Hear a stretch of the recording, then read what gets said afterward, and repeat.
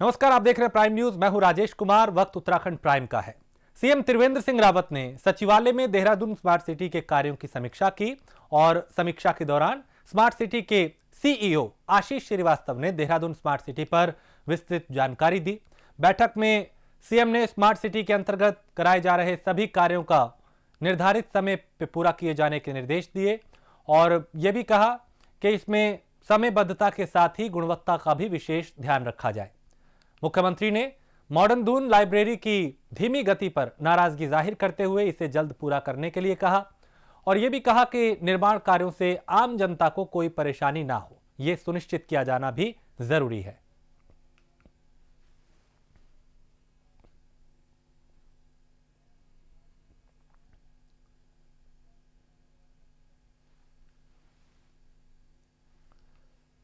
तो सभी कार्यों में गुणवत्ता का विशेष ध्यान रखा जाए, इस बात का जिक्र किया। कहां तक कार्य पहुंचे हैं और कैसे उनमें गति लाई जाए, जो समय सीमा है उसमें काम पूरा किया जाए, इन तमाम बातों का जिक्र इस बैठक में हुआ।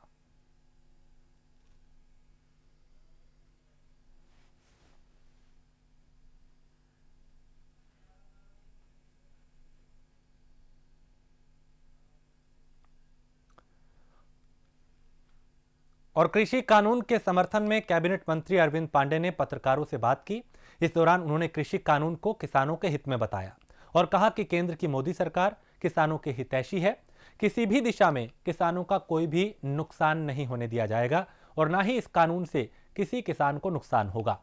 उन्होंने ये भी कहा कि जो भी किसान धरना प्रदर्शन कर रहे हैं वो भी हमारे ही किसान हैं और विपक्ष पर हमला बोलते हुए कहा कि विपक्षी दल किसानों के कंधों पर बंदूक रख के चला रहे हैं और अपनी राजनीतिक रोटियां सेक रहे हैं। तो इस तरीके से अब भारतीय जनता पार्टी के जो दिग्गज हैं वो न सिर्फ उत्तराखंड बल्कि देश के अलग अलग हिस्सों में जाके किसानों को कृषि कानून के फायदे बता रहे हैं। कहीं प्रेस कॉन्फ्रेंस की जा रही है, कहीं पे चौपाल लगाई जा रही है और कहीं दूसरे माध्यम से उन्हें यह बताया जा रहा है कि सरकार किसानों के ही हित के लिए इन कानूनों को लाई है और इससे उनकी आमदनी भी बढ़ेगी, आय में भी इजाफा होगा और उनकी बेहतरी के लिए इस कानून को लाया गया है। विपक्ष पे हमला करते हुए कहा जा रहा है कि विपक्ष गुमराह कर रहा है किसानों को, अपने राजनीतिक फायदे के लिए सियासी रोटियां सेकने का काम कर रहा है और किसानों को बहकाने का काम कर रहा है।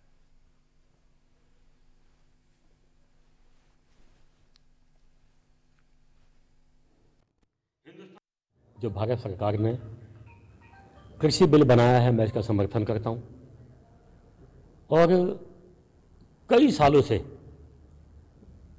किसानों का जो उपज है इसके बारे में कोई स्पष्ट नीति ना बनने की वजह से किसानों की हमेशा फसल बर्बाद होती थी। इनको उचित मूल्य नहीं मिल पाता था, जिसकी वजह से किसान आत्महत्या करता था। इन सब कलंकों को ख़त्म करने के लिए भारत सरकार ने जो कृषि बिल लेके आई है और जो किसानों को एक खुला बाजार दिया है कि किसान अपनी फसल बोने, जो फसल उपज है, जहां उसको विश्व में नहीं हिंदुस्तान के अंदर अपने विधानसभा से, अपने तहसील से, अपने ब्लॉक से निकलकर हिंदुस्तान के किसी कोने में भी जहां उसको अच्छी कीमत मिले वहां बेच सकता है। यह किसानों के लिए बहुत बड़ी आज़ादी है और यह कृषि बिल में इसका प्राविधान है। विपक्ष के लोग, कांग्रेस के लोग, जिन्होंने 70 साल में किसानों को आत्महत्या करने के लिए विवश किया, वो लोग हमारे भोले भाले किसानों के कंधों पे बंदूक रख के चलाने की कोशिश कर रहे हैं और ये हिंदुस्तान का किसान उसे कभी सफल नहीं होने देगा। और वन मंत्री डॉक्टर हरक सिंह रावत ने अभिमन्यु वाले पर बयान चुप्पी तोड़ी है। हरक सिंह रावत ने कहा कि वो महाभारत के अभिमन्यु नहीं हैं। बता दें कि वन मंत्री इन दिनों सत्ता पक्ष के निशाने के साथ साथ विपक्ष के भी निशाने पर है। विपक्ष जहां हरक सिंह रावत पर कर्मकार कल्याण बोर्ड में भ्रष्टाचार को लेकर सवाल उठा रहा है, वहीं सत्ता पक्ष के विधायक दिलीप सिंह रावत ने टाइगर सफारी के कारण कंडी मार्ग निर्माण असंभव बताया है।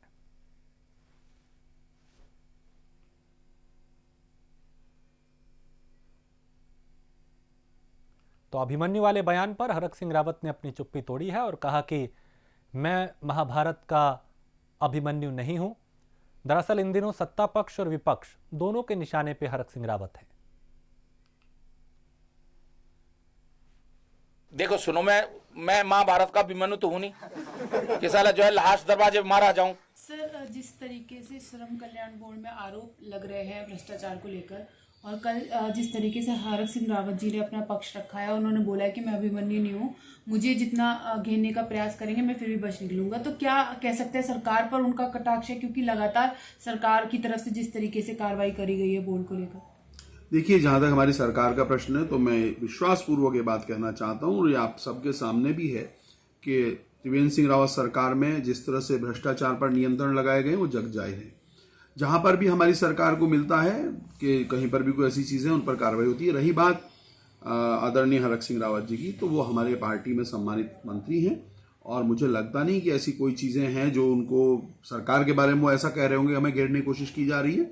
लेकिन अगर कोई भी उनका ऐसा बयान है जिसमें ऐसी उन्होंने कोई बात कही है तो संगठन भी उसका संज्ञान लेता है, क्योंकि हमारे यहाँ संगठन और सरकार दोनों ही इस बात को ध्यान में रखते हैं कि कोई भी कार्यकर्ता हो, विधायक हो, किसी पद पर हो, मंत्री हो, तो उनको किसी भी तरह का यदि कोई कठिनाई है या कोई आपस में मतभिन्नता है तो उसको दूर किया जाए। तो मुझे लगता नहीं ऐसा कोई विषय आने वाला है, और ना हरक सिंह रावत जी को सरकार से कोई कठिनाई होने वाली है प्रत्यक्ष रूप से। लेकिन हाँ, इतना तय है कि सरकार अपनी दिशा में बिल्कुल ठीक चल रही है, और मुझे लगता है अगर कोई गलतफहमी हुई भी है तो जल्दी दूर हो जाएगी। पूर्व मुख्यमंत्री और कांग्रेस के राष्ट्रीय महासचिव हरीश रावत ने हरिद्वार में अगले साल होने वाले महाकुंभ की तैयारियों को लेकर राज्य सरकार पर हमला बोला।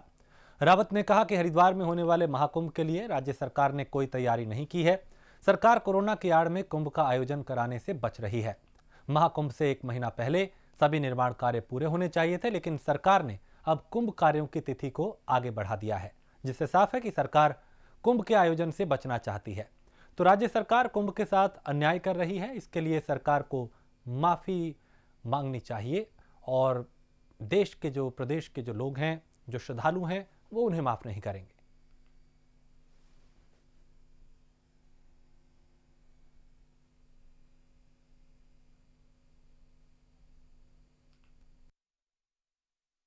राज्य सरकार ने अब कुंभ कार्यों को पूरा करने की तिथि बढ़ा दी है।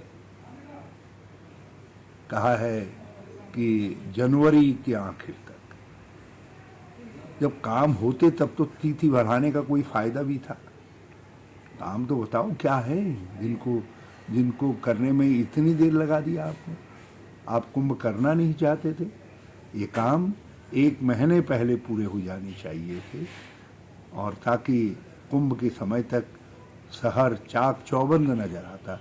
लेकिन आप तो पहले ही मान करके चले थे कि कुंभ को खाली सिंबॉलिक तरीके से करना है, और इसीलिए आप कोरोना शरणम गच्छामि हो गए, और कोरोना का बहाना लेकर और हमारे परम आदरणीय परम सम्मानित अखाड़ों संत महात्माओं से परामर्श का बहाना लेकर आपने ये जो कुंभ के साथ अन्याय किया है, हमारे महात्मा पुरुष भी, हमारे अखाड़े भी आपको माफ नहीं करेंगे। तो आज से पूरे प्रदेश में कॉलेज खुल गए हैं। कोरोना की वजह से करीब 8 महीने बंद रहने के बाद राज्य के सभी डिग्री कॉलेज आज खुल गए। हालांकि छात्रों की संख्या काफी कम रही। इस दौरान सभी छात्र छात्राएं उत्साहित दिखे। देहरादून के एमकेवी विद्यालय की प्रधानाचार्य डॉक्टर रेखा खरे ने कहा कि पूरे कॉलेज को सैनिटाइज कराया गया है। इसके साथ ही छात्राओं को साफ तौर पर निर्देश दिया गया है कि वो अपने साथ सैनिटाइजर रखें, मास्क जरूर पहनें, सोशल डिस्टेंसिंग का पालन करें। उन्होंने कहा कि हमने भी पूरा बंदोबस्त किया है ताकि कोरोना की चेन को तोड़ा जा सके और छात्रों को कोरोना से बचाया जा सके। तो 2 गज की दूरी, मास्क है जरूरी, सैनिटाइजर का इस्तेमाल करना, साफ सफाई का विशेष ध्यान रखना, इस तरह के कुछ नियम निर्देश दिए गए कि हर कोई इसका पालन करे।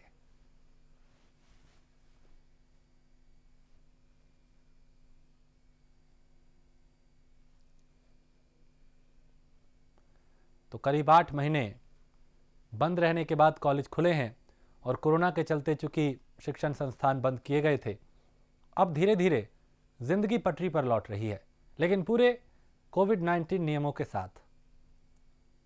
यानी मास्क पहनना अनिवार्य होगा, सोशल डिस्टेंसिंग का पालन करना, सैनिटाइजर जरूर होना चाहिए सबके पास, और यही वो चीजें हैं जिससे कोरोना से बचाव किया जा सकता है।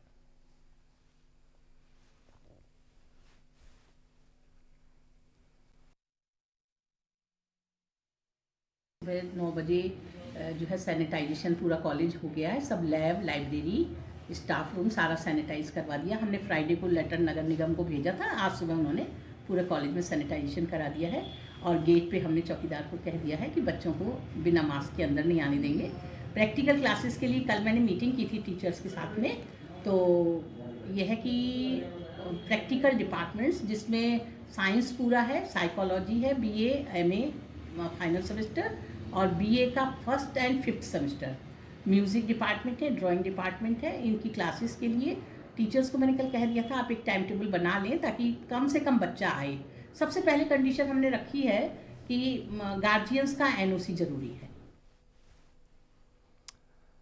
उत्तराखंड में 577 नए मरीज सामने आए हैं कोरोना के और 6 मरीजों ने महामारी से दम तोड़ दिया।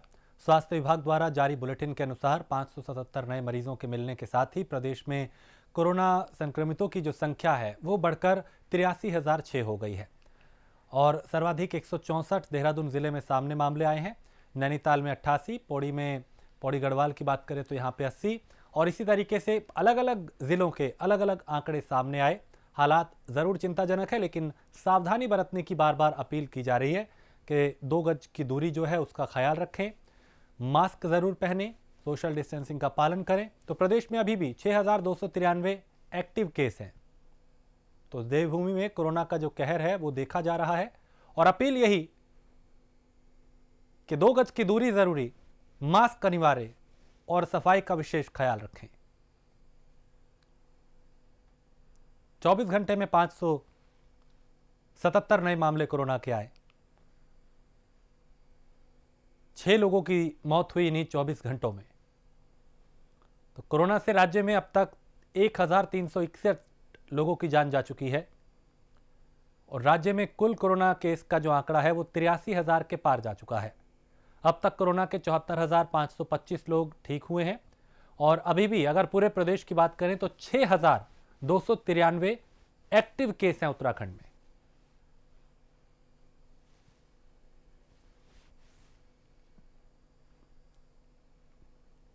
और यहां एक छोटे से ब्रेक के लिए रुकेंगे, फौरन लौटेंगे। रुद्रपुर नगर निगम के पर्यावरण कर्मचारी अपनी 5 सूत्रीय मांगों को लेकर अनिश्चितकालीन कार्य बहिष्कार पर हैं और कर्मचारियों की मांग है कि नगर निगम से ठेका प्रथा खत्म की जाए, मृतक के परिवार को पारिवारिक पेंशन, ग्रेजुएटी का भुगतान किया जाए, 2018 में नियुक्त हुए पर्यावरण मित्रों का पीएफ काटा जाए।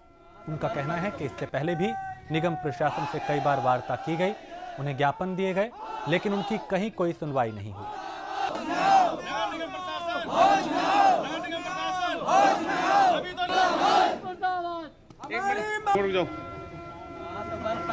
क्या मांगे आप लोग? सर, हमारी 5 सूत्र की मांग है। एक तो ठेका प्रथा यहाँ से खत्म की जाए, स्वच्छता समिति यहाँ पर लागू करी जाए, जो कि नगर निगम प्रशासन अपनी तरफ से सैलरी देगा ठेके वालों को, जो निगम पर कर्मचारियों को देगा। और 2 कर्मचारियों की डेथ हो चुकी है, उनको यहाँ पर सर्विस देनी चाहिए, दोबारा मिलनी चाहिए, वो नहीं दी गई। वन सेटलमेंट वालों को काशीपुर में नौकरी मिल चुकी है 3 लोगों को, यहाँ पर नहीं दी गई।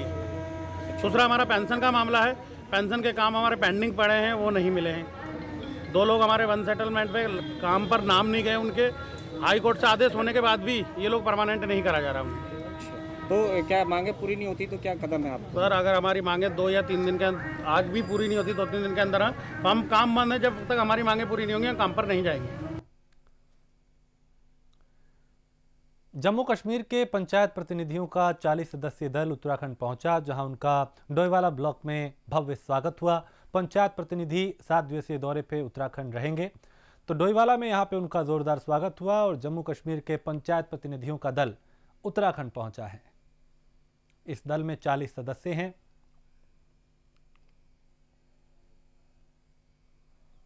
तो 40 सदस्यीय दल का डोईवाला में भव्य स्वागत हुआ। 7 दिन के दौरे पे ये प्रतिनिधि दल जो है वो उत्तराखंड के दौरे पे है और इनका जोरदार स्वागत किया गया।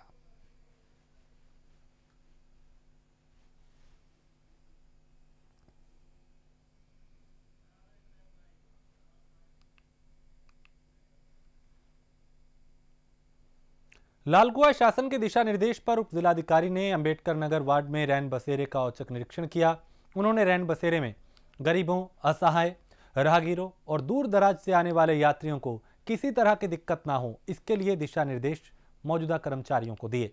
साथ ही उन्होंने समुचित व्यवस्था को देखते हुए गद्दे, रजाई और कंबल की व्यवस्था के साथ साथ साफ सफाई करने और रैन बसेरे में बेड बढ़ाने के निर्देश भी दिए ताकि लोगों को सहूलियत रहे, उन्हें किसी तरह की कोई परेशानी ना हो।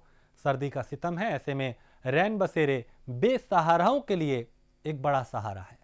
तो यहाँ पे जो व्यवस्थाएं हैं उसको बेहतर करने के लिए कहा गया। कालीन समय स्टार्ट हो गया है और जो रैन बसेरा है हमारे ऐसे लोगों के लिए जिनके पास रहने की कोई जगह नहीं है, जो रात बिरात सफ़र कर रहे हैं। इसके लिए आज मेरे द्वारा यहाँ निरीक्षण किया गया है और इसमें कुछ और भी बेड लगवाने के लिए इनसे बोला है। और इसके अलावा अलाव की व्यवस्था भी की गई है। कुछ स्थान चिन्हित किए गए हैं जहाँ पर अलाव जो है शुरू किया जाएगा और कुछ जगह पे आज से ही चलाया जाएगा। और हम लोग की कोशिश यही है कि किसी तरीके से सर्दी में जो हमारे असहाय और इस तरीके के लोग हैं उनको कोई दिक्कत ना होने पाए। देखिए, उसके लिए पूरी तरीके से प्रशासन ने अलर्ट है। हमारे स्तर से एक इसमें वाहन भी एक्वायर किया गया है और हमारे मेडिकल इंचार्ज है वो भी इसके लिए पूरी तरीके से जागरूक हैं। इन लोगों की थर्मल स्कैनिंग होगी और अगर ऐसा कोई सिम्टम आता है तो उसको तत्काल शिफ्ट करा दिया जाएगा।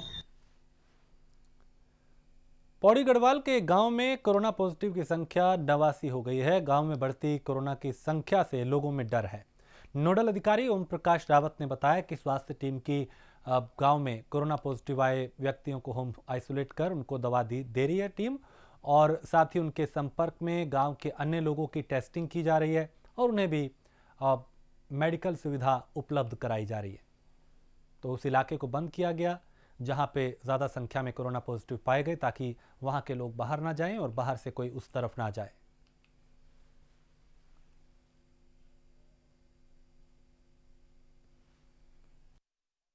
चौबट्टाखाल तहसील में विकासखंड पोखड़ा के अंतर्गत ग्राम सभा सिलेद में रैंडम सैंपलिंग के दौरान 39 लोग कोरोना पॉजिटिव आए थे। प्रशासन के द्वारा जब और सैंपलिंग करवाई गई तो आज लगभग 50 लोग और कोरोना पॉजिटिव आए हैं। प्रशासन की टीम एवं मेडिकल टीम लगातार पिछले सप्ताह से ही वहां पर सक्रिय है और ग्रामीणों से के अनुरोध पर उन्हें गांव में ही होम आइसोलेशन की सुविधा दी गई है तथा सभी मानकों के अनुरूप ही उनको होम आइसोलेशन में रखा गया है। हरिद्वार में जलभराव की समस्या से जनता परेशान है। मोहल्ले की गलियों में बिना बारिश के भी पानी दिखाई देता है। नगरपालिका शिवालिक नगर से भी केवल आश्वासन ही मिला, लेकिन समस्या का समाधान नहीं हुआ। सुभाष नगर में कई ऐसी गलियां हैं जहां पानी निकासी की कोई व्यवस्था नहीं है। घरों से निकलने वाला पानी सड़क पर जमा हो रहा है। इससे आवाजाही में भारी परेशानियां हो रही हैं। लोगों की मांग है कि सरकार इस पर ध्यान दे और जल्द ही इस समस्या का समाधान करे।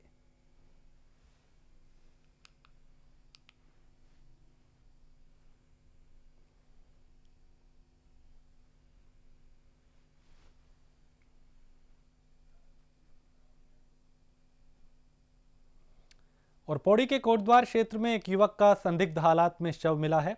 सूचना मिलने पर पुलिस मौके पर पहुंची, शव को कब्जे में लेकर पोस्टमार्टम के लिए भेजा। थाना प्रभारी नरेंद्र बिष्ट ने बताया कि युवक की मौत का कारण एक्सीडेंट या पैर फिसलने के कारण हुई है। मृतक के पास से आईडी कार्ड मिला है जिसमें मनसूफ अहमद लिखा हुआ है और दिल्ली का उसमें एड्रेस है। फिलहाल पुलिस जांच कर रही है और ये पता लगाने की कोशिश कर रही है कि आखिर सही कारण क्या है मौत का।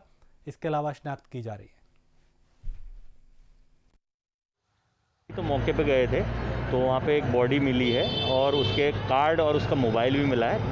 उसके अंदर मोबाइल को ऑन किया गया तो उसके नंबर भी हमें मिल गए हैं। तो एड्रेस तो उसका दिल्ली का आ रहा है, सरिता विहार का। जो कार्ड है उसमें मनसूब अहमद के नाम से, आईडी भी उसकी मनसूब अहमद के नाम से आई है। तो प्रथम दृष्टया तो ये एक्सीडेंट का मामला दिखाई देता है कि पाँव फिसल गया या हाइपोथर्मिया से वो उनकी डेथ हो गई है। फिर भी हमारे अभी शिनाख्त के प्रयास चल रहे हैं। यहाँ पे हमने मौलवी और मोमडन कई समाज के लोगों को बुलाया है। तो एक सूचना ये भी आई थी कि कोई नजीबाबाद से गुम था, उनके परिजन भी आ रहे हैं, वो भी शिनाख्त के लिए देखेंगे। और इसके अलावा इसका पंचायतनामा भर के मृत्यु का असल कारण जानने के लिए इसका पोस्टमार्टम कराया जाएगा। किच्छा में सड़क हादसे में एक युवक की मौत हो गई। युवक अपने घर से काम करने के लिए निकला था। हादसे से परिजनों का रो रो कर बुरा हाल है। सूचना पर पहुंची पुलिस ने शव को कब्जे में लेकर पोस्टमार्टम के लिए भेजा और मामले की जांच की जा रही है।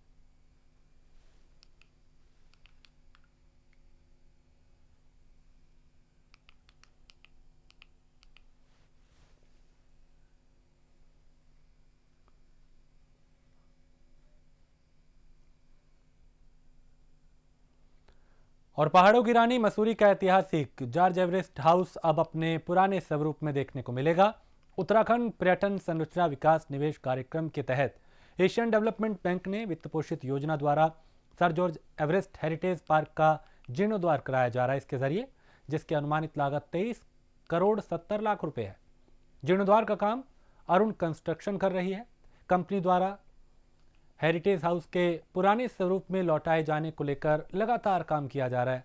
पूर्व में कई लोगों द्वारा एवरेस्ट स्वरूप से मूल रूप से छेड़छाड़ करने का आरोप लगाया गया था, जिसको साइट इंजीनियर कुलदीप शर्मा ने दरकिनार करते हुए कहा कि एवरेस्ट के मूल स्वरूप से किसी प्रकार की छेड़छाड़ नहीं की जा रही।